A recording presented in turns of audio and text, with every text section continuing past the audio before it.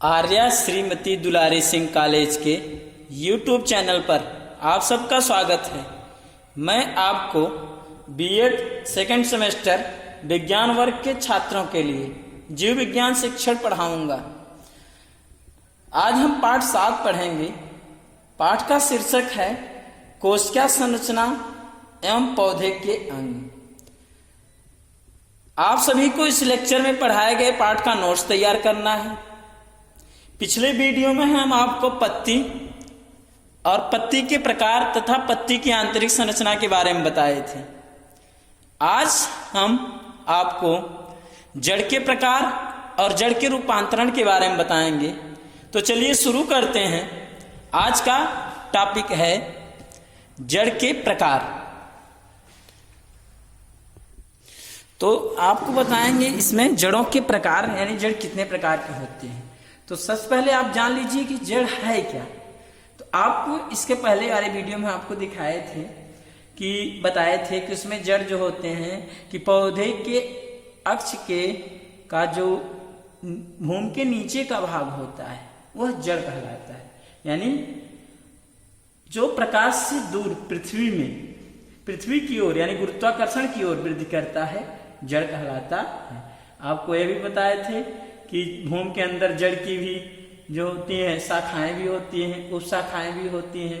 तो सब मिलकर के जड़ तंत्र का निर्माण करते हैं। तो जड़ होते क्या हैं? जड़ जो होते हैं मृदा से जल और खनिज लवण का अवशोषण करते हैं। तो यानी जड़ है क्या? जड़ के बारे में अगर इसकी परिभाषा देखते हैं तो पौधे के जो अक्ष होता है, मुख्य अक्ष होता है, उस मुख्य अक्ष के नीचे का भाग जो होते हैं जड़ कहलाता है। ऊपर तो हमने आपको बताया था तना कहलाता है। अब यहां पर आइए जड़ के प्रकार, यानी जड़ों के कितने प्रकार होते हैं। तो आकार एवं स्थिति के अनुसार जड़ें मुख्यतः 2 प्रकार की होती हैं। एक मुसला जड़ होती है और एक अपस्थानिक जड़। तो चित्र में हम आपको मुसला जड़ के बारे में बताए हैं, इसमें दिखा रहे हैं कि मुसला जड़ है क्या। यानी क्योंकि आपको यह भी बताया थे कि जड़ जो होते हैं वह जो बीज होता है, बीज में भ्रूण होते हैं, भ्रूण के मूलांकुर से जड़ विकसित होता है। तो जड़ जो होती है वह बीज के अंकुरण के पश्चात जो होते हैं वह जो बीज में उपस्थित भ्रूण होते हैं, भ्रूण में मूलांकुर होते हैं, मूलांकुर ही अंकुरित होकर के जो है जड़ का निर्माण करते हैं। तो मुसला जड़ है क्या?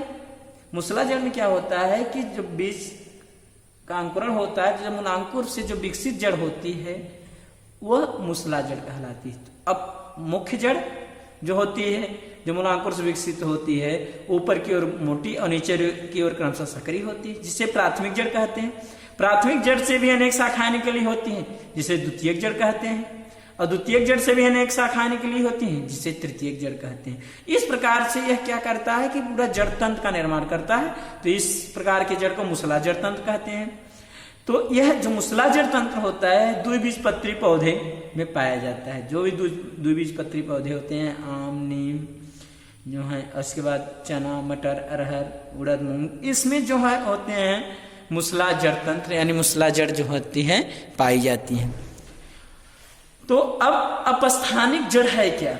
होता क्या है कि अपस्थानिक जड़ में बात यह होती है कि जैसे मान लीजिए बीज है, बीज का अंकुरण हुआ, तो बीज के अंकुरण के बाद जो मूलांकुर से विकसित जड़ होती है उसकी आयु कम होती है, यानी मूलांकुर से विकसित जड़ जो होती है वह समाप्त हो जाती है। इसके बाद नीचे के भाग से जो होते हैं वह अनेक जो होते हैं रेशे के समान जड़ें निकली होती हैं। तो जिसे अपस्थानिक जड़ कहते हैं या रेशेदार जड़ कहते हैं। तो अपस्थानिक जड़ या रेशेदार जड़ जो होती है यह एक बीजपत्री पौधे में पाई जाती है, जैसे गेहूं हो गया, धान हो गया और ज्वार, बाजरा, इन सब में जो होती है अपस्थानिक जड़ पाई जाती है।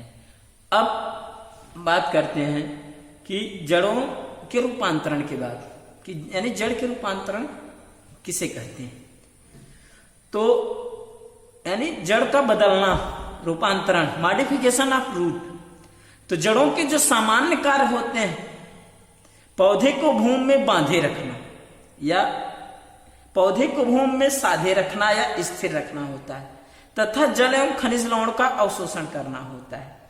लेकिन कभी कभी जड़ें जो होते हैं, जो ये सामान्य कार्य हैं, तो सामान्य कार्य को करते हुए अथवा छोड़कर विशेष कार्य को करने के लिए अपने स्वरूप को बदल देती हैं, जिसे जड़ों के रूपांतरण कहते हैं। यानी जड़ के जो कार्य होते हैं, सामान्य कार्य स्पेशली ये होते हैं कि पौधे को भूमि में बांधे रखने या साधे रखने, या पौधे को क्या करते हैं, भूमि में स्थिर रखने का कार्य करते हैं। इसके अतिरिक्त जल और खनिज लवण का अवशोषण भी करते हैं। तो कभी कभी क्या होता है कि यह जो जड़ें होती है अपने सामान्य कार्य को करती भी रहती हैं और या सामान्य कार्य को छोड़कर भी विशेष कार्य को करने के लिए अपने रूप को बदल देती हैं। इसी को कहते हैं जड़ों के रूपांतरण। अब हम आपको बताएं कि जड़ों के रूपांतरण जो होते हैं कैसे होते हैं, कितने भागों में बांटा गया है। तो जो जड़ होते हैं, आपको पहले ही बता दिए कि जड़ जो होते हैं दो प्रकार के होते हैं, एक मुसला जड़ होते हैं, एक अपस्थानिक जड़ होते हैं। तो पहले हम आपको मुसला जड़ों के रूपांतरण बताएंगे, फिर अपस्थानिक जड़ों के रूपांतरण बताएंगे। तो यहां पर मुसला जड़ों के रूपांतरण यानी मॉडिफिकेशन ऑफ टैप रूट। तो यहां पर मुसला जड़ों के रूपांतरण के बारे में बात होगी पहले कि मुसला जड़ों में कौन कौन से रूपांतरण पाए जाते हैं। तो जो मुसला जड़ के रूपांतरण होते हैं, इसमें यह जो जड़ें होती हैं यह भोजन संग्रह करने के लिए अब अनेक प्रकार से अपने रूप को बदल देती है। तो इसमें हम आपको भोजन संग्रह करने वाली मुसला जड़ों में रूपांतरण दिखा रहे हैं कि कितने प्रकार की होती है भोजन संग्रह करने वाली, यानी मुसला जड़ों में रूपांतरण, यानी मुसला जड़ों के जो रूपांतरण बता रहे हैं जिसमें भोजन संग्रह करने वाली जो होती हैं, ये होती हैं जड़ें।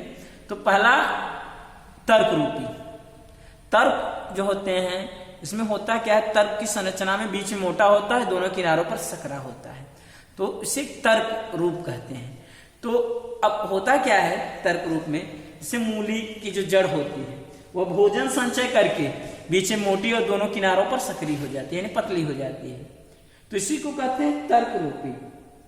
तो यानी दोनों किनारों पर पतली हो गई और बीच में भोजन संचय करके मोटी हो गई। तो ऊपरी जो सिरा होता है, ऊपरी सिरे की अपेक्षा जो निचला सिरा होता है वो ज्यादा पतला होता है इसमें।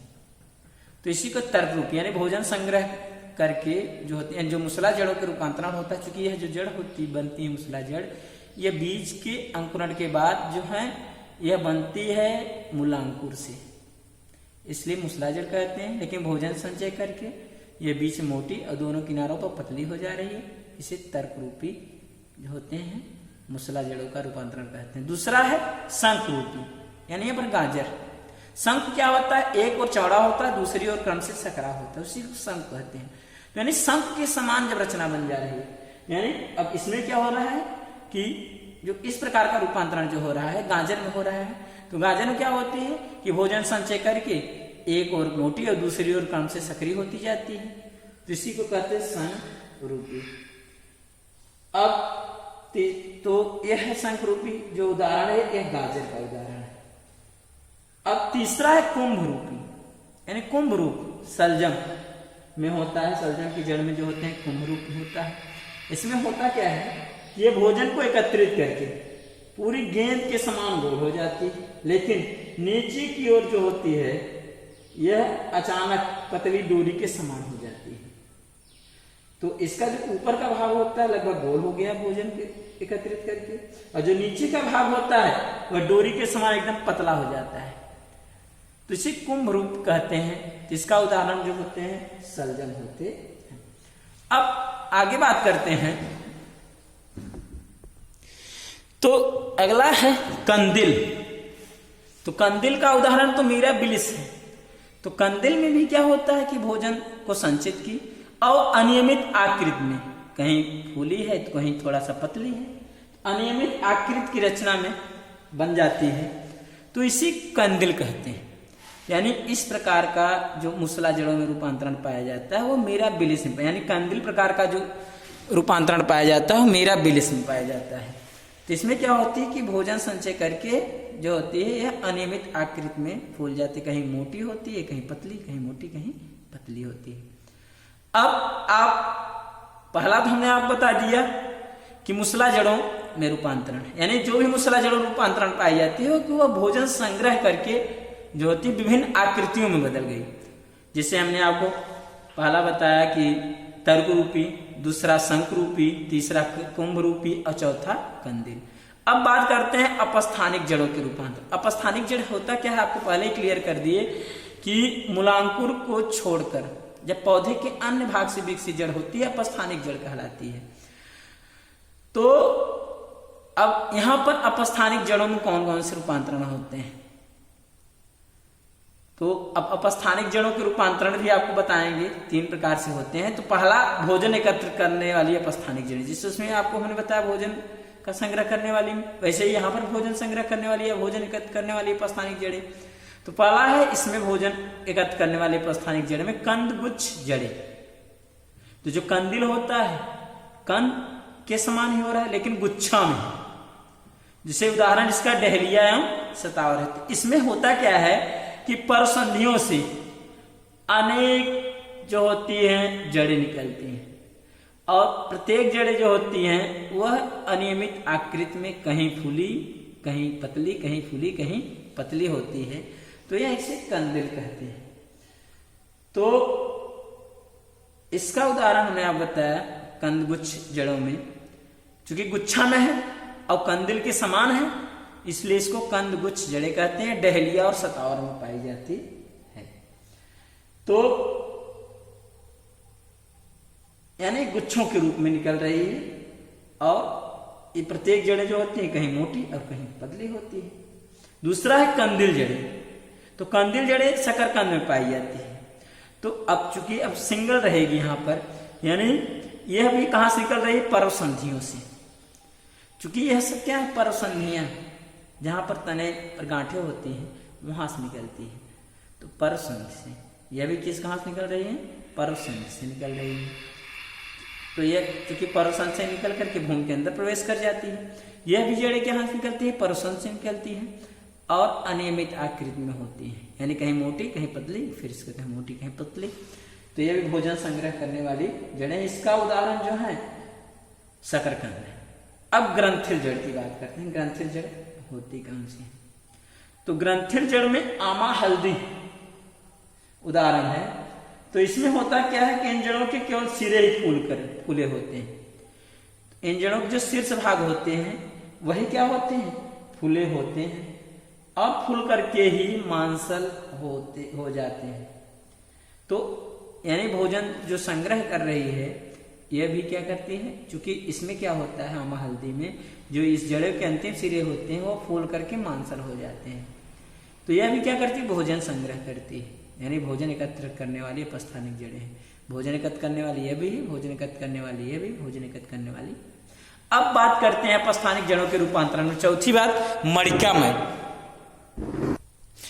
तो अगला है मणिकामय, यानी मोतियों की जो माला होती है अब उसके समान जड़ें बन जाती है। यानी इसमें होता क्या है, वाइटिस में या वाइटिस ट्राइफोलिया में या वाइटिन भी इसको कहते हैं, परसंधि से जड़ें निकलेंगी अनेक, और यह जड़ें जो होती हैं मोतियों के माला के समान दिखाई देती है।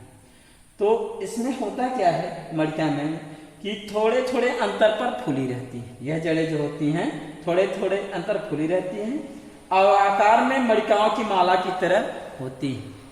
तो इसलिए इसको मणिकामय कहते हैं। यह भी भोजन संग्रह का कार्य करते हैं। फिर अगला है वलयाकार, तो यानी वलय के रूप में। तो इसका उदाहरण इपेकाक और साइकोर्टिया है। इसमें जड़ें क्या होती हैं, परसंधि से निकली और निकल करके जड़ें जो होती हैं जिससे छल्ला नहीं होता उसी छल्ले के समान जड़ें जो होती हैं यह रचना बनाती हैं। यानी आसपास जड़ें आसपास फूल फूल करके छल्ला के समान रचना बनाती हैं। यह भी गुथी हुई माला के समान दिखाई देती है। तो वलयाकार हो गया। इसका उदाहरण साइकोर्टिया, यह भी भोजन संग्रह करती है। अब बात करते हैं अपस्थानिक जड़ों में सहारा देने वाली जड़ें, यानी सहारा देने वाली अपस्थानिक जड़ें। तो सहारा देने वाली अपस्थानिक जड़ें यानी कहने में अपस्थानिक जड़ों में रूपांतरण पहले हमने आप बताया भोजन एकत्र करने वाली अपस्थानिक जड़ें, और दूसरी बात करते हैं सहारा देने वाली उपस्थानिक जड़ें। इसमें पहला स्तंभ मूल। तो स्तंभ मूल या आप कह सकते हैं कि खंभा मूल। तो इस प्रकार की उदाहरण बरगद में। बरगद में होता क्या है कि जो शाखाएं निकली रहती हैं, तो शाखाओं से ही जड़ें निकल करके ऐसे लटकती हुई और भूमि के अंदर प्रवेश कर जाती हैं। तो इसी को स्तंभ मूल, स्तंभ में से खंभा मूल भी कहते हैं। तो यह क्या करती हैं, यह पौधे को सहारा देती है, यानी जल और खनिज लवण का अवशोषण करती भी हैं, साथ साथ पौधे को सहारा देने का भी कार्य करती हैं।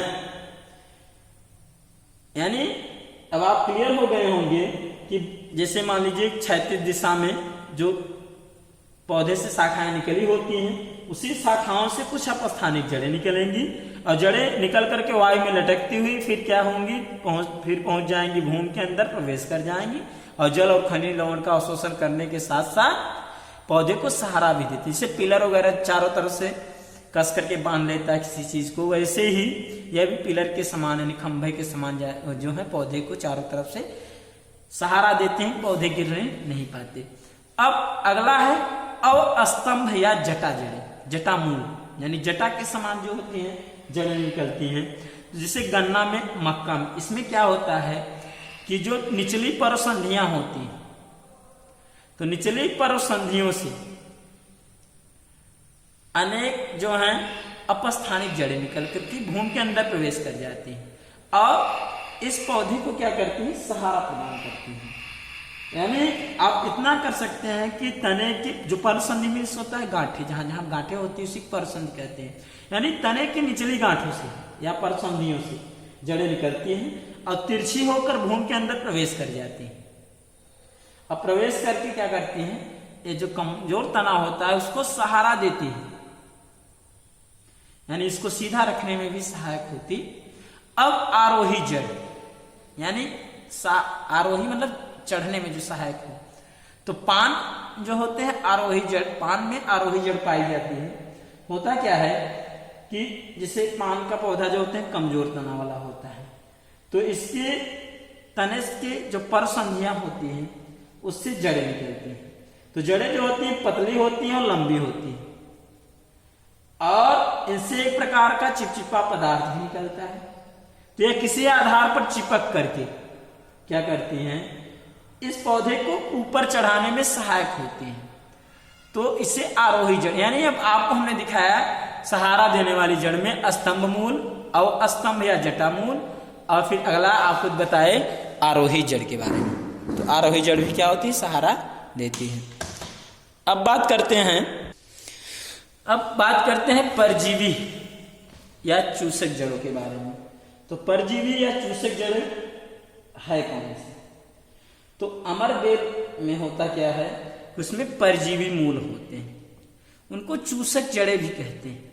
जैसे अमरबेल का पौधा होता है, तो अब इस प्रकार की जो जड़ें होती हैं ये क्या करते हैं कि रेशेदार होती हैं और निकल करके पौधे दूसरे पौधे के से अंदर प्रवेश कर जाती हैं और भोज्य पदार्थ का अवशोषण करती हैं। तो इनमें क्लोरोफिल नहीं होता, तो भोजन तो अवशोषित भी करती हैं, प्लस पौधे यानी कोमल तने वाले होते हैं और पौधे को इसी भोजन को अवशोषित भी करते हैं और चढ़ने में भी सहायक होती हैं। यानी लिपटते हुए जो होते हैं, किसी पौधे जैसे अगर चढ़ गई तो उसके ऊपरी शाखा तक भी पहुंच जाती है इस जड़ों की सहायता से। अगली है प्लावी जड़ें। तो प्लावी यानी तैरने वाली जड़ें। तो जूसिया और पिस्टिया में क्या होती है कि इसमें प्लावी जड़ें पाई जाती हैं। तो अब यह जड़ें होती कैसी हैं प्लावी जड़ें, कि यह जड़ें जो होती हैं जैसे जली पौधे में होती हैं और इनसे जो होती हैं जड़ें जो होती हैं जल के बाहर आ जाती हैं और वायु, चूंकि इसमें वायु भर जाती है और वायु भर जाने के कारण क्या होती है, अस्पंजी हो जाती है। तो जो कि पौधे को तैरने में सहायक करती हैं, इसलिए इनको प्लावी जड़ें कहते हैं। यानी यहाँ पर जड़ों का कार्य क्या हुआ कि तैरने में सहायक होना, तो यानी सहारा दी नहीं पौधे को। तो इस प्रकार से प्लावी जड़ें। पुस्ता जड़ें की बात करते हैं, सेमल में पाई जाती है पुस्ता जड़, या इसको तख्ता मूल भी कहते हैं। होता क्या है कि आधार से जड़ें जो होती है, आधारी भाग से जड़ें निकल करके चारों ओर फैल जाती हैं, तो जिसे आप कहते हैं तख्ता मूल, यानी आधारी भाग से निकलकर भूमि पर फैल करके पौधे को खड़ा रखने में मदद करती हैं, तो इन्हें पुस्ता जड़ें कहते हैं या तख्ता मूल कहते हैं। तो इस प्रकार से हमने आपको बताया कि सहारा देने वाली जड़ों में रूपांतरण। अब बात करते हैं आगे कि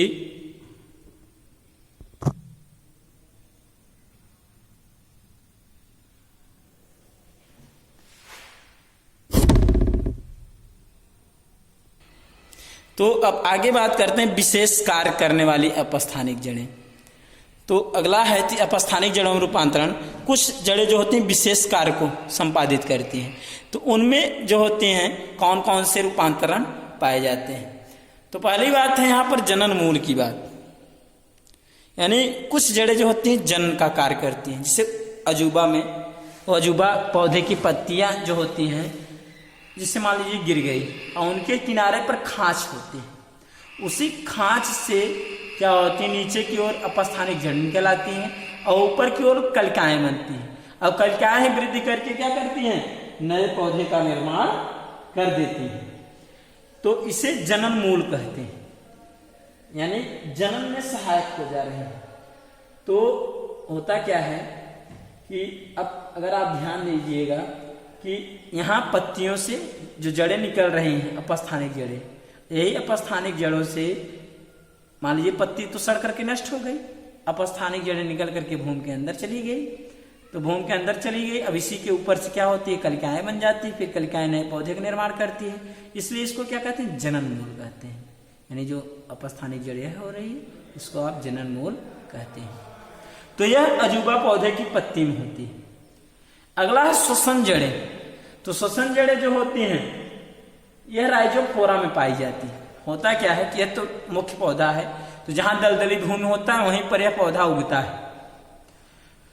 यानी यह ज्यादातर जो होते हैं, जो श्वसन जड़ें होती है समुद्र के पास या दलदली भूमि के पास उगती हैं। अब चूंकि अब होता क्या है कि चूंकि अब इसी के आसपास जो होते हैं खूंटी के समान जो होते हैं इससे जड़ें निकल आती हैं बाहर की ओर। अब खूंटी के समान जड़ें निकल करके अब इसी जड़ों में क्या होते हैं, छोटे छोटे छिद्र पाए जाते हैं, जिसे निमेटोफोर कहते हैं या श्वसन छिद्र कहते हैं। इन्हीं से ही O2 और CO2 का आदान प्रदान होता है, तो जिससे श्वसन, इसलिए इसको श्वसन जड़ें कहते हैं। यानी विशेष कार्य क्या कर रही हैं, श्वसन में सहायक होती है। अब अगला है स्वांगिक कारक जड़ें, यानी स्वांगिक कारक जड़ें जिनको आप प्रकाश संश्लेषी जड़ें भी कहते हैं। तो स्वांगिक कारक जड़ें जो होती हैं यह पाई जाती है सिंघाड़ा में या टेनोस्पोरा में। होता क्या है कि इनसे जो जड़ें निकली होती हैं वह हरी यानी पर्णहरिम युक्त होती हैं, निकल करके बाहर निकली होती हैं, पर्णहरिम युक्त होती हैं और प्रकाश संश्लेषण द्वारा भोजन का निर्माण करती है। तो इसलिए इनको प्रकाश संश्लेषी जड़ें भी कहते हैं या स्वांगिक कारक जड़ें भी कहते हैं। अब अगला है ग्रंथिमय जड़ें। विशेष कार्य यहाँ पर क्या हो रहा है, प्रकाश संश्लेषण हो रहा है या स्वांगीकरण हो रहा है भोज्य पदार्थ का, इसलिए इसको स्वांगिक कारक या प्रकाश संश्लेषी जड़ें कहे। अगला है ग्रंथिमय जड़ें। तो ग्रंथिमय जड़ें पाई जाती हैं मटर चना में। इसमें होता क्या है, जैसे जो द्विबीजपत्री पौधे, जो दलहनी पौधे होती हैं, तो इनसे जड़ें निकली रहती हैं। अब ये जो ग्रंथिमय जड़ें होती हैं यह तो हैं चूंकि मुसला जड़ों के रूपांतरण में। तो यहां पर हम आपको,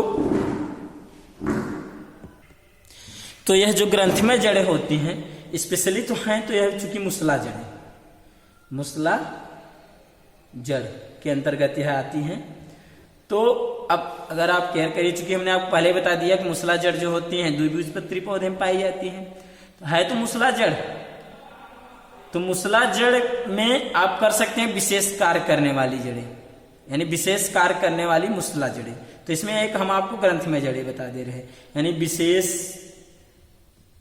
कार्य करने वाली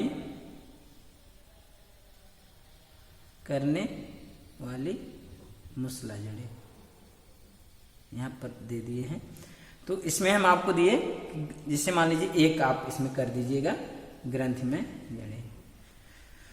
तो चना मटर में इसमें होता क्या है कि जड़ें जिससे निकल करके क्या करती हैं कि अब चूंकि आपको बताएं प्राथमिक जड़ें, द्वितीयक जड़ें, फिर इससे तृतीयक जड़ें निकली रहती हैं। तो इन जड़ों में क्या होती है, नाइट्रोजन का स्थिरीकरण करने के लिए, चूंकि इसमें छोटी छोटी गांठें पाई जाती हैं, अब नोड्यूल्स होते हैं, नोड्यूल्स यानी गांठें होती हैं। इसी गांठों में क्या होती है, नाइट्रोजन का स्थिरीकरण करने वाले जीवाणु होते हैं।